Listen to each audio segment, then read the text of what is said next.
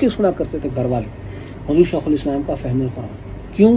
اس لیے کہ حضور شیخ الاسلام کی آواز میں ایک کشش تھی، ایک کھینچ تھی، ایک ان کی آواز میں جیسے ہم لوگ کھینچے چلے جاتے تھے کہ وہ سچائی تھی، وہ صداقت اللہ رب العزت نے حضور شیخ الاسلام کی آواز میں رکھی جو ہمیں اپنی طرف کھینچتی تھی.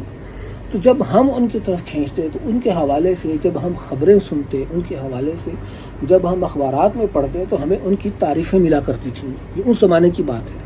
جب ان کی تعریفیں اس زمانے میں ملتی تھیں تو اس کا معنی یہ تھا کہ جو صدیقین ہیں ان کی طرف متوجہ ہوئے ہیں، صدیقین ان کے بارے میں اچھی رائے رکھتے ہیں، تو صدیقین کی اچھی رائے رکھنے کی وجہ سے جو ان سے متصل ہیں وہ اچھی رائے رکھنے لگے، تو وہ اچھی رائے ہم عوام تک پہنچ گئے.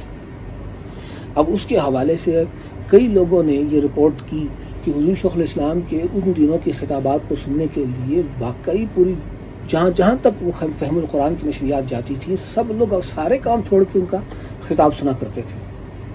اور یہ حقیقت ہے. اور یہ کیوں لوگ کھینچے چلے جاتے تھے. اور پھر اسی زمانے میں جب حضور شیخ الاسلام مسجد میں جمعہ کا خطاب کرتے تھے تو لوگ خود جو وہاں حاضری دیتے تھے وہ بتاتے تھے کہ ایک ایک میل تک لوگ بیٹھے ہوتے تھے حضور شیخ الاسلام کا خطاب سننے کے لیے. تو یہ اللہ کے ولی کی جو مقبولیت ہوتی ہے یہ اللہ رب العزت خود لوگوں کے دلوں میں ڈال دیتا ہے، جس سے پتہ چلتا ہے کہ اللہ کا وہ بندہ ہے اور اللہ کا ولی ہے. تو حضور شیخ الاسلام کی ولایت تو ہمیں اس طرح سے سمجھ آ جاتی ہے. اللہ کے ولیوں کی اس طرح ہمیں سمجھ آتی ہے کہ یہ اللہ کے ولی ہیں کیونکہ اللہ نے ان کی قبولیت لوگوں کے دلوں میں ڈال دی ہے. تو یہ جو اللہ کے ولی ہوتے ہیں ایسے ہی ولی جیسے حضور شیخ الاسلام ان سے پہلے ہو گزرے ہیں. حضور داتا گنج بخش علی اجویری رحمۃ اللہ علیہ، خواجہ اجمیر رحمۃ اللہ تعالیٰ علیہ، حضرت خواجہ فرید الدین گنج شکر رحمۃ اللہ تعالیٰ علیہ، سیدنا میر علی شاہ رحمۃ اللہ علیہ، اعلیٰ حضرت فاضل بریلوی رحمۃ اللہ تعالیٰ علیہ.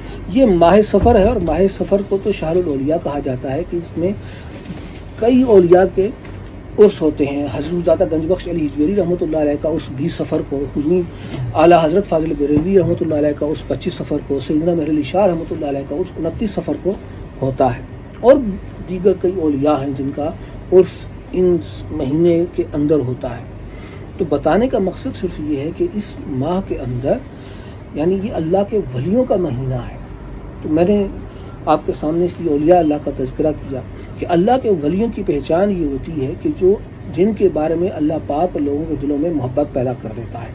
حضور داتا صاحب رحمۃ اللہ تعالیٰ علیہ کا مجھے یاد ہے کہ جب ان کی وہ بہت بڑا کمپلیکس نہیں بنا تھا، یعنی سڑک تک کمپلیکس نہیں آتا تھا بلکہ بازار کے اندر کہیں جا کے حضور داتا صاحب کا دربار آیا کرتا تھا، تب بھی بے پناہ رش تھا.